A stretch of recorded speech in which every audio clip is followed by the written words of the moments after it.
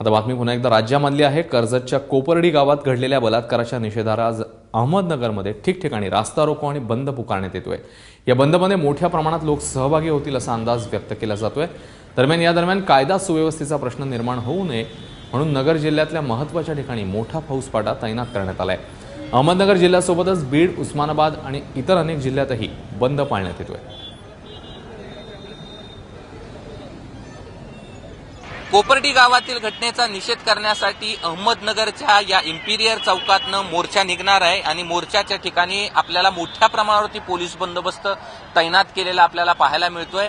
कारण या घटनेनंतर महाराष्ट्रात जे अनुचित प्रकार घडलेले आहेत ते असे कुठलाही प्रकार या ठिकाणी घडू नयेत म्हणून पोलिसांनी दक्षता घेतलेली आपल्याला पाहायला मिळते।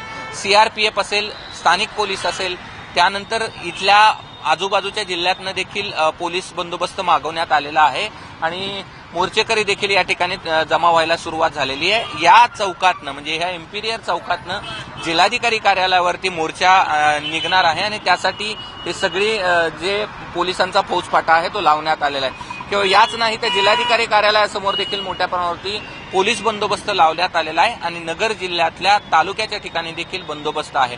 त्यामुळे पोलिसांनी पूर्णपणे दक्षता घेतलेली आपल्याला या ठिकाणी पाहायला मिळते। कॅमेरामन धनंजय दारुंटेसह कृष्णा केंडे, एबीपी माझा, अहमदनगर।